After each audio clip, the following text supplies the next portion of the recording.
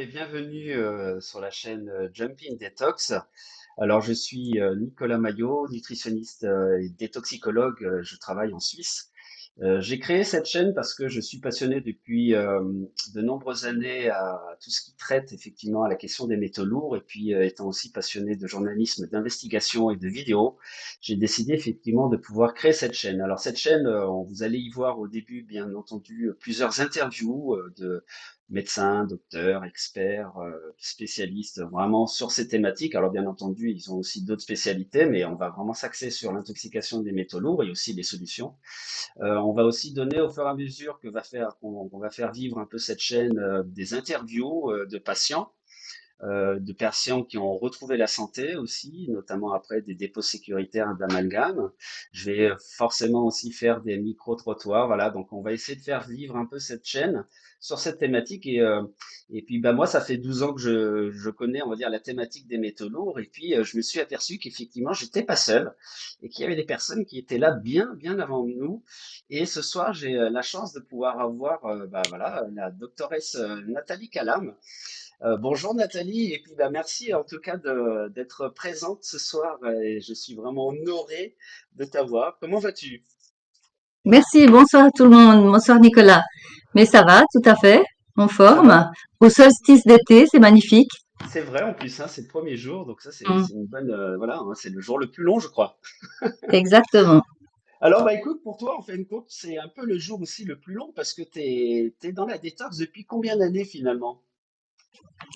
Ben, ça fait pas mal finalement. J'ose plus compter, mais finalement, euh, j'ai commencé la médecine en 1975 avec la ferme idée de ne pas me laisser embrigader dans une seule idée un peu, comment dire, un peu murée de la médecine occidentale moderne.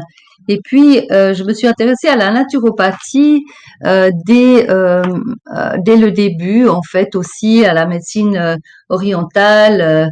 Et puis, j'ai commencé en naturopathie à Paris en 1977, donc école Marchesso. Et évidemment, on a commencé par parler des drainages, des détoxications, etc. C'était un grand thème de la naturopathie, ça l'est toujours d'ailleurs. Mais pas nécessairement des métaux, en fait. Ça parlait Mhm. plutôt des organes émonctoires, c'est-à-dire comment le corps se nettoie, ce qui n'intéresse évidemment plus du tout la médecine. On parle plus du tout d'émonctoires actuellement. Pourtant, ça a toujours été un thème des médecines traditionnelles en général, je dirais. Et c'est un thème du corps en particulier, hein. Ouais, Et ouais. puis, la question des métaux lourds est venue plus tard. En fait, j'ai aussi appris l'homéopathie durant mes études de médecine. Et l'homéopathie, en fait, on connaît le génie, comme on dit, la matière médicale des remèdes homéopathiques par différents biais d'expérimentations diverses qui ont été faites depuis plusieurs siècles, mais également par la toxicologie. Et donc, on connaît bien la toxicologie des métaux lourds, par l'homéopathie. Et comme j'apprenais l'homéopathie, j'ai trouvé Mhm. quand même curieux qu'il y ait beaucoup de gens qui aient des symptômes qui ressemblent à Mercurius, à Plumbum, à Stanum, etc. Je me disais comment c'est possible que ces Mhm. gens aient assez typiquement, assez systématiquement des symptômes qui ressemblent à ces métaux lourds. Et c'est comme Mhm. ça que j'ai commencé à mettre mon nez là-dedans. Puis en 88, j'ai acquis un appareil de biorésonance. À l'époque, c'était une morathérapie. Et dans le cours de morathérapie, avec Jean-Marie Dance, Francine Delvaux, on apprenait à mesurer l'électrogalvanisme dentaire. Et là, je me suis Mhm. aperçue que c'était une catastrophe, qu'on avait des piles en bouche absolument effrayantes, surtout quand Mhm. on avait des amalgames de mercure, d'argent, d'étain et des couronnes or ou des autres couronnes, et qu'il y avait des Mhm. tels potentiels électromagnétiques en bouche que c'était une Ouais. vraie pile.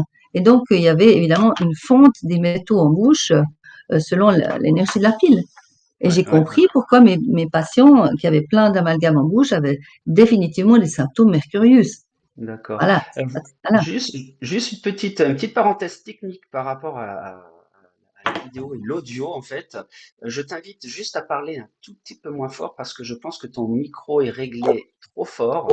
Donc, Ah, essaie, voilà, juste parle tout simplement un peu plus bas et comme ça fera, je pourrais le régler, hein, de ok, toute façon, au montage, hein. d'accord, Voilà, ok, super. d'accord, je vais faire attention. Mhm, Alors, comme tu as pu le voir, effectivement, et puis vraiment, on va vraiment continuer sur ton parcours parce que tu as un parcours vraiment, on va dire, assez atypique.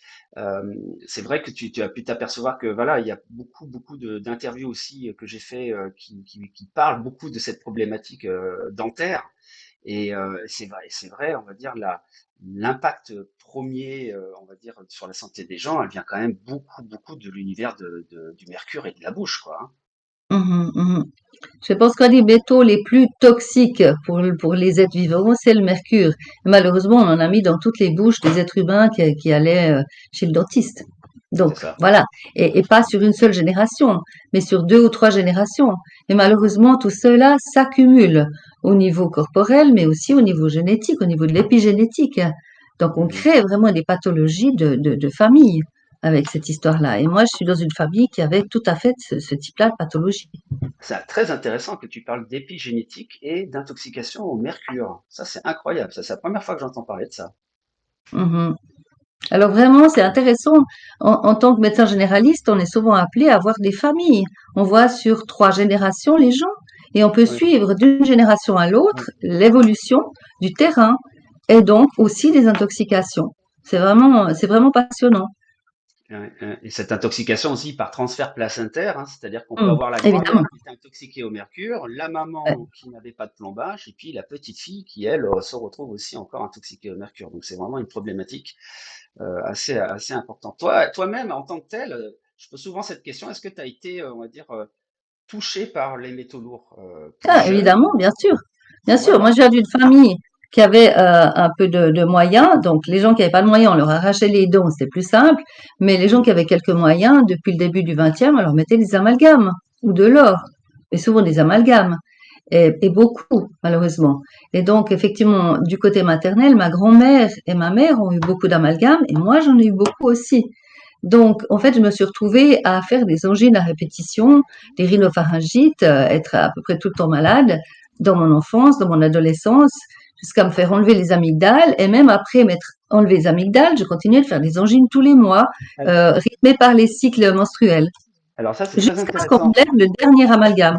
Hmm. D'accord, ça c'est très intéressant. Est-ce que tu peux nous expliquer le lien effectivement entre ces pathologies que tu viens de citer et effectivement l'intoxication au mercure? Parce que souvent les gens se disent, oh, ben, c'est peut-être multifactoriel, c'est peut-être alimentaire, c'est peut-être génétique. Mais comment toi tu as pu observer et puis découvrir qu'effectivement il y avait ce lien entre ces symptômes, puis c'est un peu la question que je voulais te poser un peu après, quels étaient un peu ces symptômes qui pouvaient être directement corrélés, hein, déclenchés aussi par les métaux lourds. Alors je sais qu'il y a tout un processus qui se met en place. Est-ce que tu peux nous en dire un peu plus? Mais bien sûr, parce que le mercure est un métal très particulier qui s'évapore à partir de 20 degrés. Alors, il se trouve que bêtement, notre bouche est à 37 en moyenne. Donc, évidemment qu'on peut bien imaginer qu'une surface mercurielle à vivre comme ça dans la bouche à 37 degrés, en plus avec une salive, avec des enzymes, des bactéries et des frottements, puisque quand on mâche, on frotte hein, les dents les unes avec les autres. Quand on met du café chaud ou de soupe chaude, eh ben, on monte carrément à 40 degrés ou plus. Donc, vous Mhm. pouvez bien imaginer que ça dégage chaque fois des vapeurs de mercure et qu'on avale ou qu'on inhale et que petit à Mhm. petit, il y a l'intoxication chronique qui se fait. Et comme les symptômes mercurius en homéopathie, c'est en particulier des angines, on fait très vite le lien entre des gens qui ont tout le temps les angines et les gens qui ont des amalgames. Mhm. C'est pas très difficile à faire. Quelles sont les autres pathologies que toi tu vois qui sont vraiment très récurrentes chez ceux qui ont, on va aller, on rentre un peu dans le vif du sujet, hein, mais c'est Mhm. voilà, ceux qui rentrent dans ton Alors, cabinet et que tout d'un coup tu leur poses simplement la question, comme je fais aussi parfois, même régulièrement à mes patients, quand je m'aperçois qu'ils ont beaucoup de choses, je leur dis, bah, ouvrez la bouche. C'est quoi les mhm. symptômes que toi tu remarques le plus aussi chez les gens qui sont intoxiqués au mercure? Donc, à part la sphère ORL qui est tout le temps Ouais. infectée, est Mhm. irritée, est fragile, on est très fragile au courant d'air, c'est des gens qui ont toujours des foulards autour du cou, qui ont toujours peur du Ah, froid, etc. Et puis d'accord. après, ça tombe évidemment sur les reins. Donc, on peut avoir des pathologies rénales, on peut avoir des cystites à répétition, on peut avoir des pathologies vraiment plus graves au niveau des reins. Et puis, on peut avoir de l'hypertension artérielle, bien sûr. Et après, le mercure aussi est un métal qui s'accumule particulièrement au niveau du système nerveux central, donc le cerveau. Donc, c'est un peu comme dans Alice au pays des merveilles. Vous savez, un peu d'agitation, c'est bien. En fait, le mercure rend un peu plus rapide. Souvent, les gens sont un peu des agités, mais au fond, il y a une pente comme ça qui fait une courbe de gaz et après, ça redescend. Et donc après, on a des pathologies de type neurodégénérescence, Alzheimer, Parkinson, sclérose en plaques, etc. Donc on a des atteintes immunologiques ou dégénératives du système nerveux. Donc un peu c'est bien, mais pas trop, hein, parce que Ouais, après ça se retourne contre nous. Et j'ai connu beaucoup de gens qui ont très mal fini. Les gens qui voulaient pas enlever leurs amalgames, par exemple, dans ma patientèle, moi je suis médecin depuis 35 ans, j'ai vu évoluer un certain collectif de gens. Je vois bien les gens qui n'ont pas voulu enlever leurs amalgames, quelles sont les pathologies 30 ans plus tard. ouais, ah oui, bah oui, oui, forcément, parce que tu as connu des patients qui étaient tout jeunes et tu les as encore 20 ans après, 25 ans après. Donc, c'est vraiment 35 ans, s'il vous plaît, 35 35 ans. ans. Donc, c'est Oui, oui, vraiment oui. ce qui est vachement intéressant en fin de compte avec ton témoignage ce soir, et vraiment, c'est vraiment très important, c'est que tu as vraiment ce recul qui a permis vraiment d'observer les choses au niveau clinique et de faire toutes ces corrélations. Et je pense que c'est très important aujourd'hui qu'on puisse avoir aussi quelqu'un comme toi qui puisse expliquer ça. Euh, Tout ce qui est lié à la fatigue chronique, à des troubles du Mm, comportement ou peut-être des intolérances alimentaires, est-ce que ça peut être mm. aussi lié à de l'intoxication aux métaux lourds?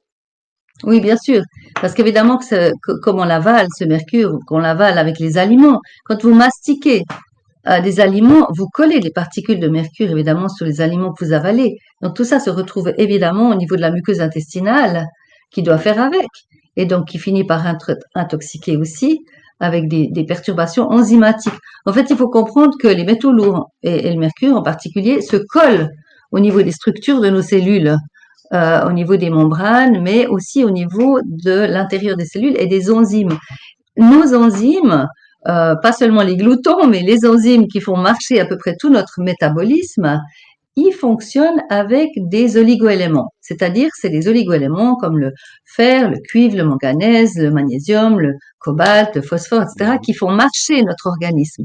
Mais seulement ces oligoéléments, ils vont et ils viennent. C'est-à-dire, ils prennent la place dans l'enzyme, ils font leur job et ils ressortent. Et en fait, c'est un jeu constant avec les oligoéléments. Le problème, c'est que le mercure et les métaux lourds, en général, c'est un peu comme le coucou dans les nids des autres. Il se colle sur le poste des oligoéléments et il bloque l'enzyme. Donc vous avez des phénomènes qui marchent plus ou qui marchent à ralentissement ou qui marchent mal.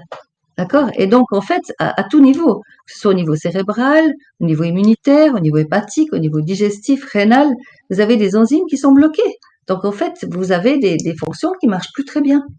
Donc, c'est des pathologies, c'est vraiment la porte ouverte aux pathologies hyper chroniques. Ouais, ouais. Alors, et puis, tout ce qui est la médecine traditionnelle, la médecine, on va dire, allopathique, etc., sans vouloir effectivement rentrer, on va dire, dans une confrontation hein, entre l'homéopathie, la médecine générale, etc. Toi, tu as vu, est-ce que tu as senti, on va dire, quand même, les autorités sanitaires et médicales évoluer sur le sujet des métaux lourds depuis 35 ans? Est-ce qu'il y a des progrès qui vont dans ce sens pour des accompagnements, des prises en charge, ou est-ce que vraiment on est encore à une époque où c'est très restreint? C'est très, très bloqué. Il y a une sorte d'omerta complète en médecine sur le problème de la toxicité générale environnementale des C'est métaux, mais incroyable. des pesticides, des autres produits adjuvants alimentaires, etc. Il y a une sorte de tache noire systématique. On veut pas savoir, on connaît pas, on veut pas savoir. J'ai entendu des trucs invraisemblables du style un médecin conseil d'assurance qui me stigmatisait parce que je faisais des tests de chélation et des tests de recherche des métaux lourds, qui me disait Mhm. ah non, non, non, ça on prend pas en charge parce que ça fait partie des médecines douces. Alors vraiment, on tombe de sa chaise. Je veux dire, une intoxication aux métaux lourds, ça fait partie des médecines douces. Donc ça peut pas être pris en charge par des assurances de base. Alors que c'est Ouais, ouais. la pathologie qui touche le plus de monde au niveau chronique. Non, non, il y a aucune connaissance, aucun enseignement là-dessus en études de médecine. Oui, Non, malheureusement non. Et ceux qui s'y intéressent sont des naturopathes, mais pas les médecins. oui, oui. C'est finalement parce que, alors, pour les auditeurs, effectivement, on se connaît depuis de nombreuses années. On a travaillé sur différents projets. Effectivement, j'avais aussi collaboré au centre prévention et santé. Alors, on va peut-être faire aussi un petit peu, parler un peu de ce centre parce que tu m'as toujours dit effectivement que les futurs médecins demain, ce seront en fin de compte les naturopathes. Est-ce que tu peux m'expliquer un peu plus en détail pourquoi tu penses comme ça? Alors, hop. Oui, tu veux que je parle maintenant? Voilà, Oui, oui, oui, bien sûr. Oui, oui, tout à fait, ouais. bien sûr. Alors, ben, le centre prévention et santé s'appelait d'abord Centre Femmes et Santé. Et c'est là que je suis entrée à 30 ans en 1987. Je me suis Ouais, établie avec ce Centre Femmes et Santé qui s'intéressait à de la prévention, à de l'information, à du travail de collaboration, de différentes euh, compétences. ouais. Et puis, ben, ça a grandi petit à petit.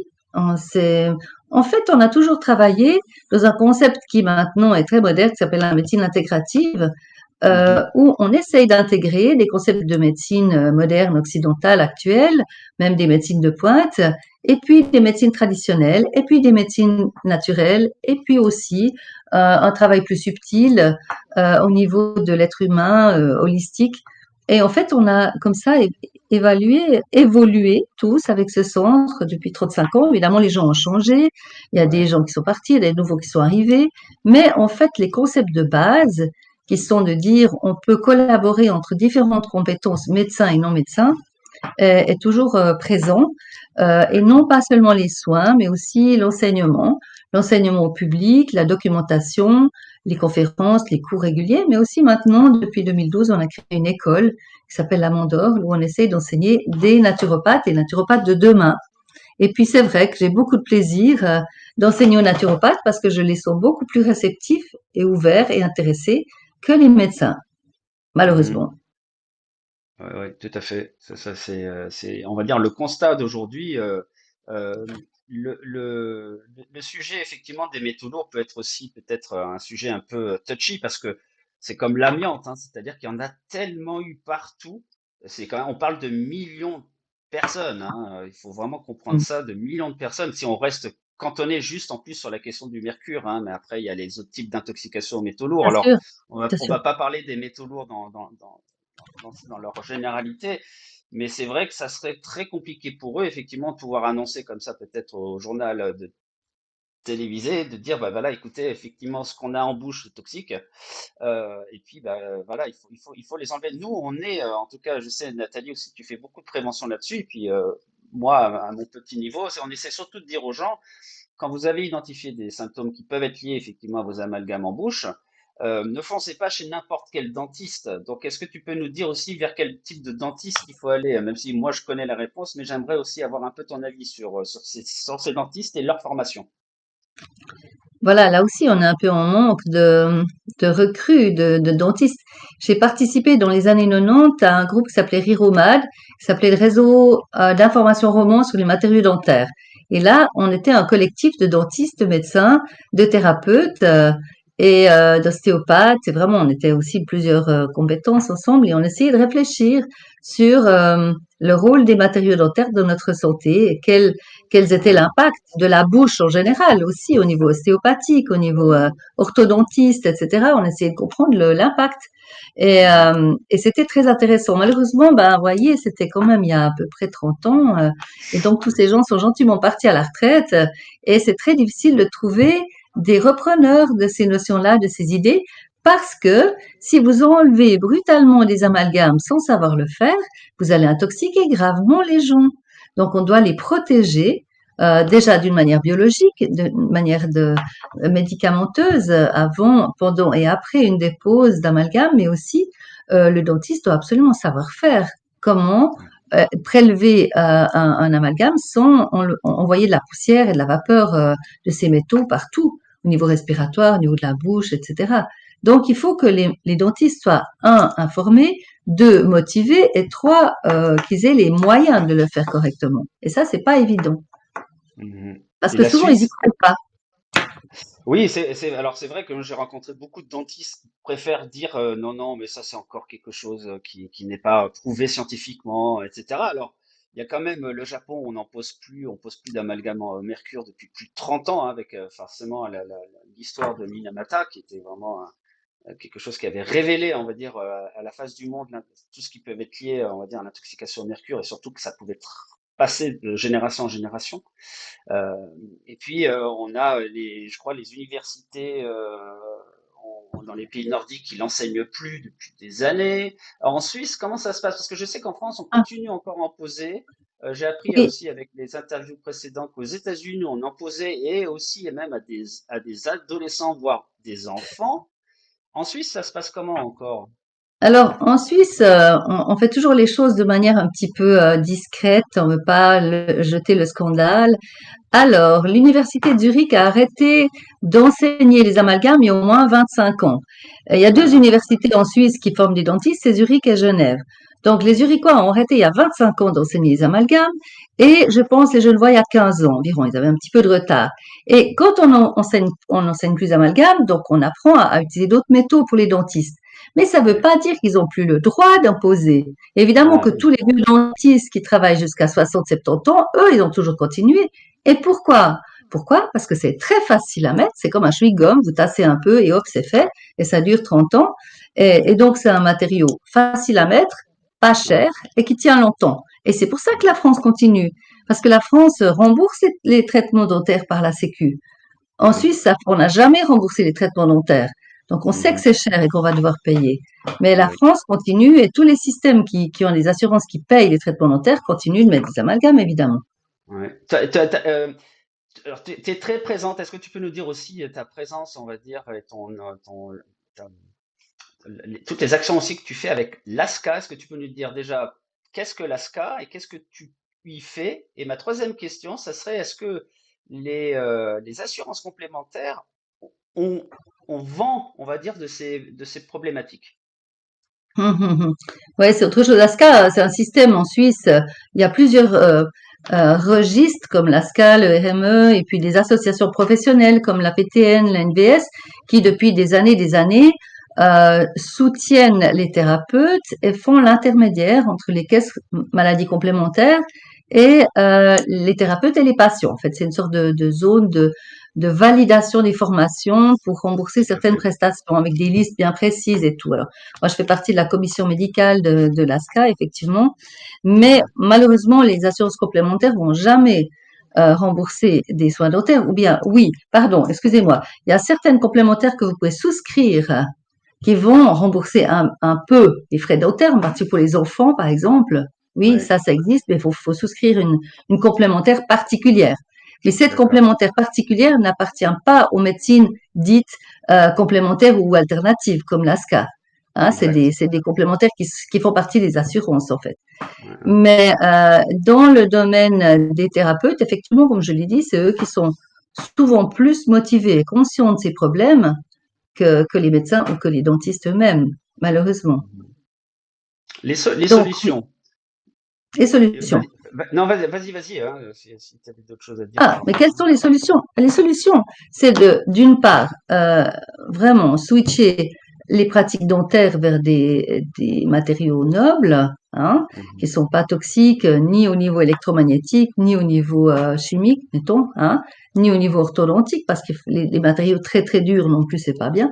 Bon, on parle que des dents, mais il y a beaucoup d'autres pollutions environnementales qui amènent des métaux dans le corps humain, hein, si on parle des métaux lourds les fumées d'usine, les émissions de voitures, les polluants au niveau de l'eau, de la nourriture, On est les submergé, implants qu'on met. on Pardon? est submergé. En fait, notre Oui, corps, et il y en a partout. Les c'est ce que disait, emballages. ouais, c'est ce que disait Boyd Haley, c'est-à-dire qu'en fin de compte, on a un stock à un moment donné limité en antioxydants et puis en défense en fait, Oui, ces nettoyeurs du corps, oui. hein, oui.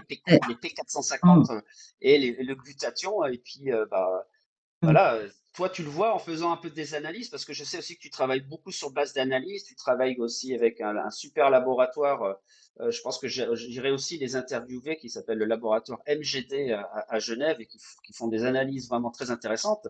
Et je sais qu'il y a aussi d'autres types d'analyses que tu fais. Est-ce que tu peux nous donner un petit peu un, un descriptif du type d'analyse que tu aimes faire quand tu vois des patients où tu sens que là, oui, il y a un travail à faire sur l'intoxication aux métaux lourds.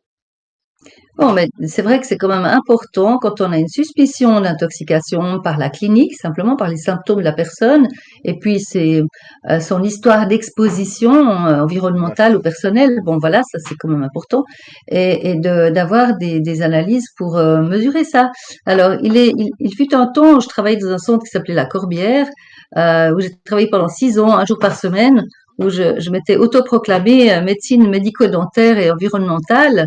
Et effectivement, je recevais des gens que les autres médecins m'envoyaient avec des symptômes de toxicité, et puis je mesurais tout. Donc je mesurais leurs cheveux, leur salive, leur sang, leur urine, les selles. Je mesurais tout pour essayer de savoir où c'était, où ça se passait. Hein. Et puis Wow. c'est là que j'ai mis en route les tests de chélation. Enfin, j'en faisais déjà depuis les années 90 en fait. Les tests de chélation intraveineuse avec certains remèdes dits chélateurs qui sont des remèdes chimiques, mais qui momentanément délocalisent les métaux. Chélateur, ça vient du mot kélos, c'est-à-dire la pince en grec, la pince de crabe. Et l'idée, c'est d'aller sortir les métaux de là où ils sont collés, c'est-à-dire dans nos tissus. Ils sortent pas tout seuls, en fait. Ils sortent jamais tout seuls, très très peu. Donc, si vous faites une mesure d'urine sans faire une chélation, vous aurez rien. Si vous mesurez le sang sans faire une Ah, chélation, vous d'accord. aurez rien. Alors D'accord? Et ouais, ça c'est très c'est là important. que les médecins se trompent. Ouais. Ouais, voilà, ça, on va vraiment insister là-dessus parce que on va dire c'est très important de comprendre que, alors, la chélation, effectivement, c'est une des techniques pour aller déloger d'une manière solide le mercure, on va dire, si on prend cet exemple-là, parce que je Et pense les qu'il autres il aussi, chélate, hein. voilà, il chélate, je crois aussi l'arsenic, le cadmium, enfin voilà, il y a d'autres Le types de plomb, métaux, bien le sûr, tout, oui, plomb, bien sûr, voilà. de nombreux métaux, oui. Ouais, Et c'est vrai ouais. que beaucoup de médecins, de temps en temps, pour contredire un petit peu la chose, demandent en fait à leurs patients de simplement faire des analyses très simples, et puis ils s'aperçoivent que finalement, en fin de compte, il n'y a pas de métaux lourds, et puis on conclut que bah, finalement, il n'y a pas à s'inquiéter. Donc, est-ce que tu peux nous expliquer en fait qu'est-ce qu'il faut faire? Je crois que c'est un test de provocation. Est-ce que tu peux nous en dire un petit peu plus sur sur cette technique? Ben, le test de provocation, c'est en même temps un test de traitement finalement, puisqu'on Mhm. injecte une petite quantité d'un des chélateurs et puis on mesure ensuite dans l'urine ou dans les selles si on peut, parce que chacun n'a pas les mêmes capacités d'élimination. Donc c'est intéressant d'avoir plusieurs biais.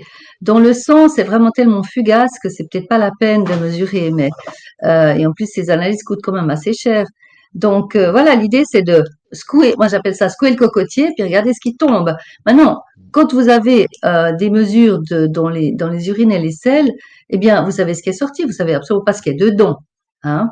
Alors, voilà. Et donc, il faut savoir qu'on peut être très intoxiqué et peu malade, ou bien un peu intoxiqué et très malade. Ça dépend D'accord. vraiment de son terrain, ça dépend de son immunité, ça dépend de son alimentation. Hein. Parce que le problème, comme je l'ai dit, il y a un couplage avec les oligoéléments. Les métaux Mhm. prennent la place des oligoéléments. Quelqu'un qui est bien déminéralisé aura beaucoup plus de symptômes Ouais, ouais, que quelqu'un qui se nourrit très correctement, ouais, avec des ouais. minéraux en suffisance, des vitamines en suffisance dans son alimentation. Donc, ça se couple avec des problèmes de carence souvent, hein, les symptômes. Ouais. Et puis ensuite, il y a une question de génétique, évidemment. On n'est pas tous capables de détoxifier de la même manière. Ouais, Donc oui, donc c'est important de chercher les choses, de les mesurer. Dans les cheveux, on peut mesurer aussi des choses, mais le problème, c'est que pour avoir des métaux qui arrivent dans les cheveux, il faut mhm. déjà que le système soit capable de les exporter jusque dans les cheveux. C'est une On sorte peut être un d'élimination. mauvais excréteur, on peut être un mauvais excréteur, Oui, comme on dit. C'est-à-dire qu'on peut ne pas le faire sortir par les cheveux, mais c'est pas pour oui. autant qu'on n'en a pas à l'intérieur de son corps. Exactement, exactement, c'est ça le problème. Et donc, c'est pour ça qu'il faut avoir un certain nombre de remèdes à disposition. J'ai parlé des remèdes chélateurs chimiques, mais on a aussi certaines substances naturelles qui ont un effet de chélation ou de dégagement de ces métaux. Ça va certainement plus lentement, mais parfois, pour des gens très sensibles, c'est plus respectueux. On doit faire attention parce que souvent, la santé de ces gens est menacée. S'ils ont, par exemple, des reins qui sont en mauvais état, s'ils ont un système circulatoire en mauvais état, Oui, il y a des un contre-indications quand même. intestin. un intestin poreux, un foie, voilà. Donc, il faut faire attention. Là, on peut pas s'amuser avec des chélateurs chimiques. On doit Ouais, commencer plus doucement, hein. ouais. Et les C'est ce que contre-indications, bien sûr, la grossesse, par exemple, je le ferai pas du tout pendant une Ouais, grossesse. ouais, bien sûr. Non, non, mais il est évident que je sais que tu pratiques en tout cas ce soin d'une manière très sérieuse, vraiment dans un esprit de sécurité au maximum pour le patient. Voilà, c'est pas du tout, c'est quelque chose que tu fais vraiment au niveau pointilleux. Et puis c'est aussi, toi, tu l'abordes, on va dire comme tu dis, hein, les naturopathes, hein, c'est-à-dire vraiment dans une approche globale. Donc ce sont des processus qui sont en fin de compte qui peuvent prendre du temps parce que on a l'impression aujourd'hui, quand on Ouais. parle de détox, que c'est, on va dire, un bouton sur lequel on appuie, on boit quelques jus et puis ça y est, on réactive un peu son organisme. Mais on va dire, voilà, la vision d'aller mieux, elle existe, mais c'est un long Ouais. cheminement, hein. Oui, c'est un long travail, c'est un long travail, effectivement. Je pense que les détox qu'on fait avant l'été ou au printemps, etc., c'est bien, C'est ce faut que pas faisaient se nos priver grands-parents. de détox. Enfin, voilà, hein. Mais en fait, c'est bien parce que ça nettoie un peu son foie, ses intestins, ses reins, voilà, on maigrit un petit peu, mais ça veut pas du tout dire qu'on va aller décoller les métaux, hein, pas du tout, Ouais, pas du ouais. tout. Par contre, il faut faire attention avec des gens très intoxiqués qui se mettraient dans des processus de jeûne, en particulier de jeûner longtemps. Pourquoi? Parce que les métaux ont une sale habitude d'aller se loger dans les graisses aussi. Et dans les graisses, ils sont relativement inactifs puisqu'ils sont neutralisés par la graisse. Mais si vous jeûnez longtemps, vous allez fondre vos graisses. Donc, vous allez évidemment remettre en circulation les métaux. Eh oui, Et là, il faut oui. faire attention. Parce qu'on peut avoir des symptômes très désagréables pendant la période de jeûne qui sont simplement des symptômes d'intoxication. Ouais, ouais. Donc les gens, Comme tous les régimes amaigrissants, hein, comment dire, il faut faire très attention, on doit effectivement, faire quand très on a. attention, on ne sait pas ce qui va sortir des réserves graisseuses que nous avons accumulées. Mhm. Alors, et sinon, quand tu as pu observer quand même des patients, je dirais, que tu accompagnes depuis toutes ces années-là, on va dire une libération, est-ce que tu peux nous donner quelques témoignages vraiment de patients où bah, voilà, tu les as pris au bon moment, tu t'es occupé de leurs dents, tu t'es occupé on va dire de les détox avec cet accompagnement de la reminéralisation, changement alimentaire, enfin voilà, ces analyses aussi qui te donnent la bonne vision des choses. Est-ce que tu peux nous donner comme ça quand même des témoignages qui te sont restés un peu gravés durant toutes ces années où tu as vu vraiment finalement que la détox, la vraie détox, bah, en fin de compte, elle est vraiment importante et efficace.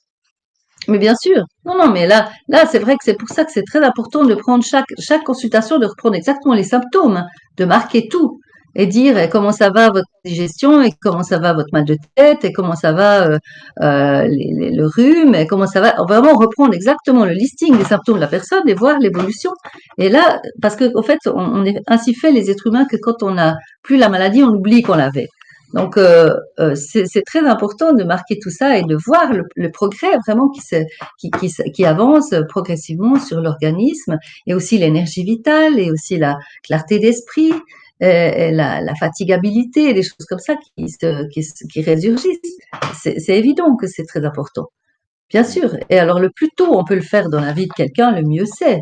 C'est évidemment plus difficile de détoxifier de quelqu'un de 80 ans Bien de sûr, prendre tout de suite en main un adolescent, bien sûr. Ouais, évidemment, ouais. parce que T'es- tout t'es- est un peu plus usé. alors tu disais tout à l'heure effectivement que bah, voilà, la nouvelle génération de médecins, de spécialistes, etc., bah, sont pas, voilà, ils sautent pas et jumping pas dans la détox.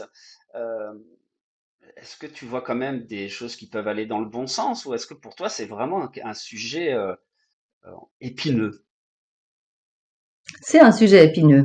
Et vraiment, je pense qu'il faudrait intensifier l'information.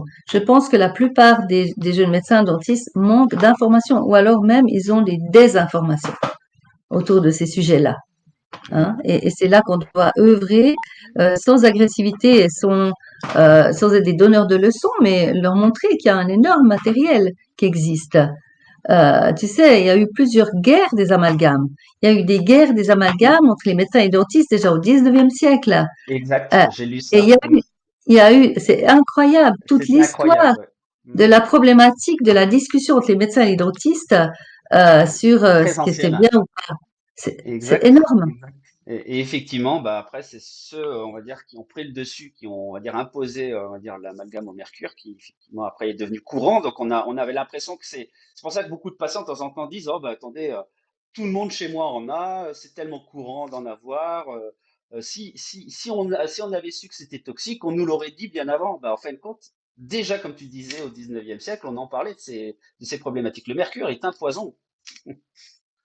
L'idée, en fait, c'est que euh, les médecins, les thérapeutes, les dentistes devraient beaucoup mieux observer, interroger leurs patients. Quand on voit quelqu'un qui va bien et que 2 mois plus tard il va pas bien, que s'est-il passé? Il faut être un peu détective dans cette profession. À partir de quand vous avez été malade? Qu'est-ce qui s'est Mm. passé? Quels sont vos symptômes? Suivre la piste, en fait, remonter à l'origine du problème. Et ça, c'est sans doute ça qui me manque, hein, parce qu'actuellement en médecine, on est des poseurs d'étiquettes. En fait, ce qu'on veut, c'est poser un diagnostic, diagnostic égale un traitement, point barre. Et on va pas chercher qu'est-ce qui s'est passé avant, depuis quand, etc. Et ça, c'est tellement important. Et maintenant, ce qui change un petit peu, à part nos analyses de mesures des métaux lourds, on a aussi des mesures de médecine quantique, c'est-à-dire on a des appareils de biorésonance, on a des appareils qui s'appellent des oligoscans ou oligochecks, qui nous donnent des renseignements assez pointus sur le quota d'une personne en oligoéléments, en métaux lourds. Donc c'est une mesure très simple, ça nous avance aussi Oui, puis c'est pour, non les invasif. pistes. Et puis c'est non invasif en plus, hein. Ça veut dire C'est c'est non des invasif. analyses qui sont. Ouais, ouais, Ouais. tout à fait. Parce qu'il faut savoir aussi qu'il y a eu tout un pôle de recherche à partir euh, d'une immunologue tchèque d'origine qui s'est établie en Suède et qui s'appelait Vera Stejskal, qui est malheureusement Oui. décédée maintenant, et qui a créé un test qui s'appelle le test BELISA, qui est un test de transformation lymphocytaire. Alors, Et ça existe depuis. Pour information de Oui, Nathalie, on va ouais. avoir on va avoir sa fille Linda sur ma Ah, chaîne, que je vais excellent. interviewer sur le test Mélissa. Excuse-moi, je voulais juste Oui, mais annoncer ça. excellent.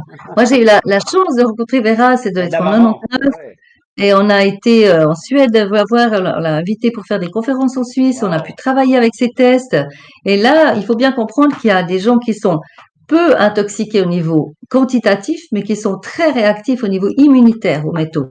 Et ça donne des symptômes très graves. En fait, le système immunitaire peut vraiment prendre en chasse ces traces de métaux dans notre corps et créer des maladies auto-immunes, des maladies inflammatoires, des maladies neurologiques.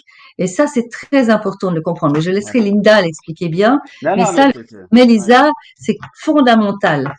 ouais, ouais. Il Mélissa, n'y a pas que la quantité. est-ce que tu peux expliquer un petit peu plus ce que c'est le test Mélissa, hein? Oh, c'est très simple. On vous fait une prise de sang et on cultive les lymphocytes dans des milieux plus ou moins riches en certains métaux. Et on regarde si ces lymphocytes qu'on essaie de maintenir vivants se développent de manière exponentielle ou pas. Alors, il y a 3 possibilités. Soit le lymphocyte reste tel qu'il est, il bouge pas, ça veut dire que c'est Mhm. neutre. Ou les lymphocytes meurent, ça veut dire que la mixture est carrément toxique pour eux, ou les lymphocytes se développent de manière exponentielle, et ça veut dire que oui, il y a déjà eu une sensibilisation à ce matériau, donc ce métal par exemple, et qu'il y a donc une allergie spécifique à ce métal, mais qu'on ne pourra pas mesurer dans le sang en tant qu'anticorps, c'est en fait des lymphocytes qui sont de ce qu'on appelle l'immunité cellulaire et qui se développent dans les tissus. Donc c'est peu connu aussi des médecins et qui posent à tire-larigot des prothèses en Mais ceci, en c'est cela, ça. et des implants, et hop, et je te remets une prothèse de hanche, etc. Et il y a des épouvantables réactions systémiques à Et cause oui. de cette réaction aux métaux. Ouais, ouais, exactement. Alors la semaine prochaine, on va avoir le docteur Christophe Gachet que tu connais aussi, qui est le propriétaire de la clinique Rhône Dental Clinique à Genève et qui fait aussi notamment avec la technique SMART, qui permet effectivement d'enlever les amalgames d'une manière sécuritaire, hein, puisque voilà, il a monté d'un niveau depuis qu'on se connaît, on va dire sur ce sujet-là. Donc vraiment, c'est très important. Et ben, il va pouvoir aussi parler de toute la problématique des différents types de métaux qu'on utilise en dentisterie et la corrélation effectivement avec ces allergies, parce que quand on est intoxiqué au mercure, en fin de compte, on développe des allergies à d'autres types d'implants qu'on avait par le passé ou qu'on nous a mis après, Mm. des vis qu'on trouve dans la cheville. Enfin, on avait été aussi, toi et moi, à Londres une super conférence où il y avait effectivement pour organiser avec le laboratoire Melissa et d'autres. On avait un témoignage d'un chirurgien américain et qui, je pense aussi, a accepté de faire partie de Jumping Detox Interview au mois de juillet ou août. Donc, celui qui avait vraiment enregistré tous les patients pendant la première consultation où le patient était en souffrance, etc. Et puis après, il lui enlevait toutes les choses métalliques qu'il avait dans sa cheville, dans sa jambe, etc. Et puis après, le patient donnait son témoignage de comment il revivait. Et c'est incroyable de voir vraiment cette allergie aux métaux qui est vraiment un sujet aussi très important. Mhm. Absolument, absolument. Et j'aimerais encore ajouter que ce qu'il faut savoir, à part tous les symptômes toxiques, inflammatoires, dégénérescence, etc., ça conditionne quand même beaucoup, le problème des enfants autistes, des enfants avec des troubles de l'attention, de l'hyperactivité, etc. Ouais, C'est vraiment des symptômes complètement liés aux métaux qu'ils ont au niveau cérébral qui peuvent avoir acquis pendant la grossesse, pendant la gestation, ou ensuite, par exemple, par les vaccins. On n'a pas encore parlé des vaccins. Les vaccins contiennent, avant, contenaient beaucoup de mercure et d'aluminium. Maintenant, ils ne contiennent en dimérosal. principe plus de mercure, mais beaucoup d'aluminium. Et l'aluminium est totalement toxique aussi au niveau du cerveau des enfants. Et c'est pas pour rien que dans une classe de 20 personnes, de 20 élèves, la moitié sont des hyperactifs, Ouais, agités, perturbés, troubles d'attention, etc. Les enseignants n'en peuvent plus à cause de ces enfants-là. Mais voilà, le problème, c'est aussi sans doute lié à ces métaux. Et ouais, ouais. puis, l'autre grande épidémie qui nous menace maintenant, c'est les électro-hypersensibles. Parce que, évidemment, vous savez tous que les métaux transmettent l'électricité. Si vous avez un cerveau totalement métallisé, comment voulez-vous ne pas devenir électrosensible? On est bombardé d'ondes en permanence. Ouais, ouais. Donc, Ouais, ouais, c'est ça. le problème, c'est ça. Ça va être très important, encore plus avec la 5G. Moi, je soigne énormément d'électrosensibles. Une des manières que j'essaie de les aider, c'est d'abord de les détoxifier. S'ils ont moins de métaux dans le crâne, ils ont moins de troubles. Ouais, donc tu as vraiment pu voir depuis combien de temps tu as découvert qu'il y avait les électrosensibles? Oh, ben, ça fait au moins 20 ans que je suis des électrosensibles. Ah ouais, mais alors il y a 20 ans, il y avait quoi? C'était quoi? Quel type d'onde en fait Bah, qui pouvait les tu déranger? sais, C'était il y avait le début les des grandes Wi-Fi, lignes il y avait des téléphones, il y avait des lignes haute tension, haute il y avait les tension, hein. appareils Mm. électroménagers, etc. On a commencé avec les téléphones portables il y a 20 ans quand même, hein. Ouais, Et puis ouais, ouais. avec les Ouais, Wi-Fi, c'est vrai. etc. Ça fait 20-30 ans qu'on commence à être inondé de tout ça, hein. Donc tu as pu voir au niveau clinique vraiment des corrélations entre des patients qui avaient vraiment des intoxications aux métaux lourds et puis Ah vraiment oui, Ouais, ouais, c'est ça, hein. bien sûr, Ouais, absolument. Mhm. ouais. Ça me rappelle aussi, on avait fait, toi et moi, des interviews avec, Oui, je crois, trois, quatre ouais. électro-hypersensibles près de Lausanne. Et c'était assez impressionnant. Et effectivement, ils avaient tous le même profil, hein, fortement intoxiqués aux métaux lourds. Mhm. Et ça, c'est vraiment un sujet. Alors, je pense qu'il faudra sûrement d'autres types d'émissions, d'interviews, etc., pour parler de ce sujet. Mais ce qui est très difficile, et c'est pour ça que je pense que c'était très important de t'avoir ce soir avec nous, c'était vraiment d'avoir ce recul clinique sur voilà, tout ce que tu as pu observer depuis toutes ces années, et puis voilà, cette thématique des métaux lourds.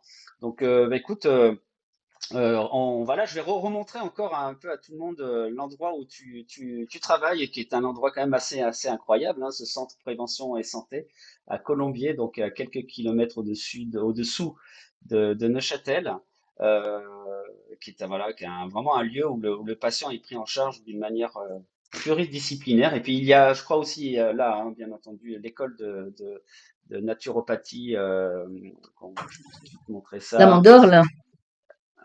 Hop, alors, excusez-moi. Ouais, exactement, la Mandorle qui est ici.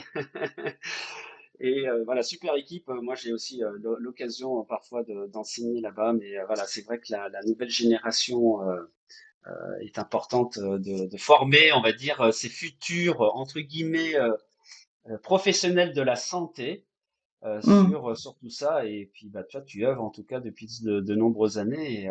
Donc, un grand merci vraiment, Nathalie, Merci.